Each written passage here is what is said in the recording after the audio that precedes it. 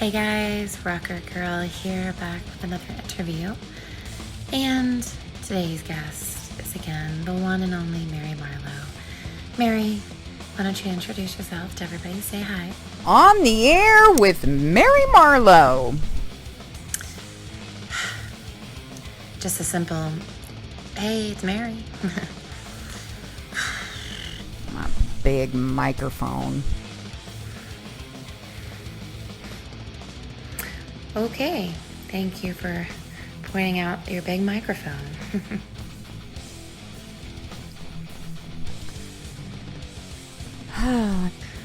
Now, Mary, am I sensing a little bit of an attitude? Are we being tooty? Okay. Let's not be pissy, okay?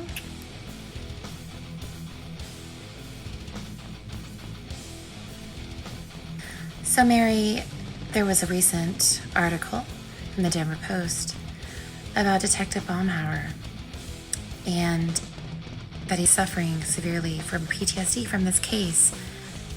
What are your thoughts and feelings about that? By the article that came out the day before the anniversary with Dave Bombshell and Tammy Lee expressing mainly about Dave Bombshell. It was really sad.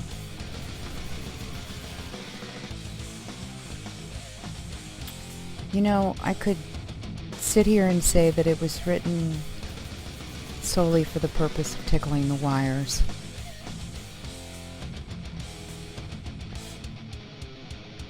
But I'm not going. Well, that's a good call, Mary.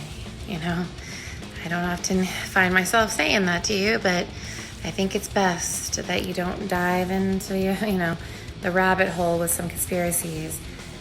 Detective Bombshell, Tammy, they all are dealing with PTSD, especially Bombshell, and Tammy had an emotional breakdown. This has just been incredibly horrific for everybody, especially the Zuceks, but all the detectives and people that worked to recover Shanann and her babies. It's incredibly tragic and traumatizing. So thank you for deciding to be respectful about it. But just what if in Wisconsin they went back? Oh, I knew it was too good to be true.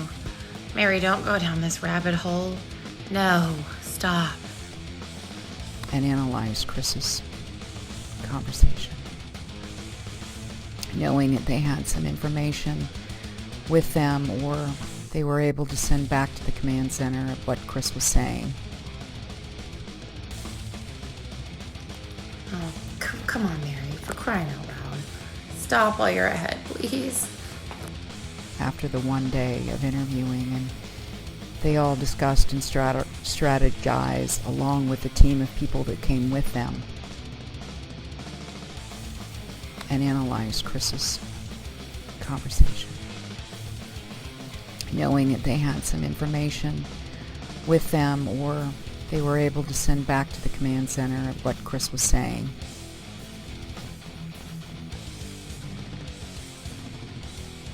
Can you not listen to reason? Stop, please. Stop. Just stop. Shut it. Shut your mouth. And it wasn't matching up with the stuff that they were finding out at home in Colorado. And let's just think for 1 minute that Chris might have had to, his hand was forced and he had to tell. Stop, please. Stop. Just stop. Shut it. Shut your mouth. That some of the information that they did have was given to them by somebody that would have known. And he was backed into a corner the next day, and What? So, Mary. by now they have done analysis on whether he's high spectrum.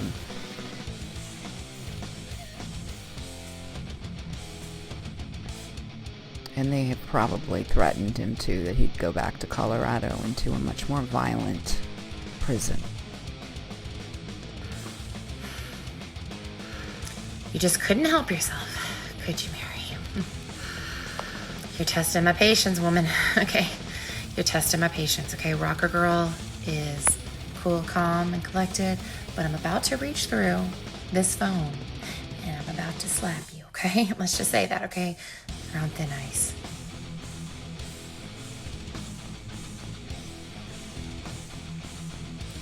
Chris, I'm just not convinced he was the one that killed his entire family. Certainly not by himself.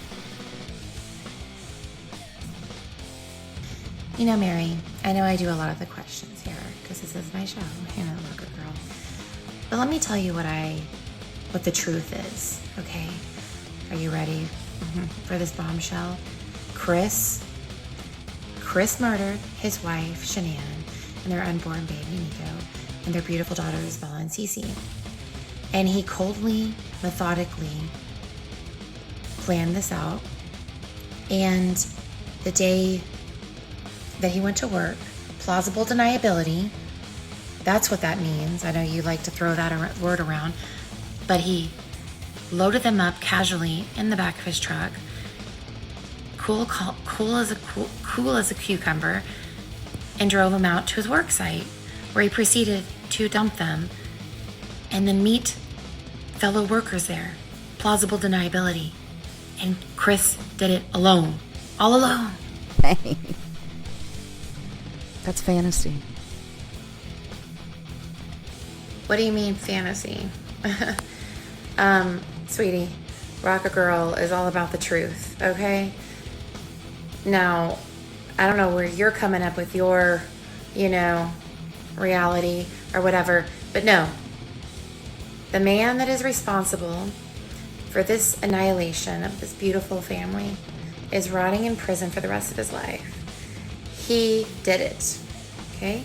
No puppet master was pulling the strings on him, okay? He was his own puppet master, okay? He's a liar, and he's a psychopath probably, okay? But he's evil nonetheless. Yeah, it's true. It's insane, that's what it is. It's insane. Real reality is it was planned by the puppet master. People they thought they could trust were brought into the situation. Everybody was assigned a job. She was just going to be the overseer to make sure that it all happened. I don't think unless he's caught red-handed,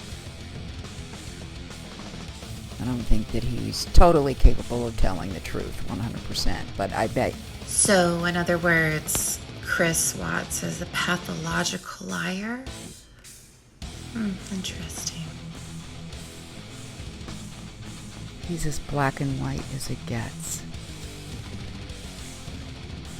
I bet he hardly even had, if he even had, a parking ticket or a speeding ticket. And to think that he would be capable of killing. You know, Mary, you say that Chris didn't, you think that he never got like a ticket, parking ticket or speeding ticket, and that means he wasn't capable of annihilating his family. But did you know that Ted Bundy, the very well-known violent serial killer, didn't have tickets, didn't have a record? Did you know a lot of times that's the case? Scott Peterson didn't have a record. Scott Peterson and Chris, what they had in common.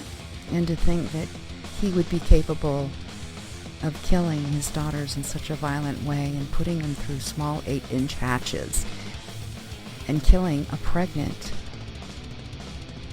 woman with his firstborn son and burying her in a shallow grave makes absolutely no sense. Well, newsflash, Mary.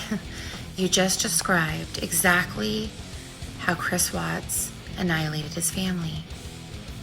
And yes, it is insane. It is. It's inconceivable. But he did it. But what's really insane are your conspiracy theories. Somehow making him a martyr, incapable of doing this, but had some puppet master that forced him? That's insane. And Chris took the fall for everyone, because then that would mean more families would be affected. More people would be collateral damage. Children would grow up without their fathers. His didn't live anymore, so they couldn't have grown up without him. But for the children that still remained behind, or the friends or family members, he didn't want anyone else to have to suffer because of this monstrous decision. You know, every time I think, well, that crazy conspiracy from Mary just, okay, that tops it. You know, there can't be another level, but man, God damn it, you just surprise the hell out of us, right? Every single time. I mean, I'm like, really? I'm like, what? I mean, it just won't stop. It's like a song that never ends. Yes, it goes on and on, my friends. You're crazy. Pop quiz, Mary. Just for fun, since this has been more of a darker and heavier rocker girl, but you know what? We rock on with the truth. But let's just do this, okay? Just for fun, just for the heck of it, right? So fill in the blank. Pop quiz. Use multiple, whatever words come to mind, okay? And fill in the blank. Mary Marlowe is, fill in the blank. Selfish, sociopathic, psychopathic, cold, manipulative, and evil. And I will not give up until there is justice. Wow, okay. Well, those are out of your, that's at the horse's mouth. That's how you feel about yourself, okay. So as we conclude another awesome rocker girl interview, Mary, do you have any last thoughts? Or, I dare to ask, any parting words before we end this interview? It's not over. It's far from it. And we know you're involved. You gotta help your souls.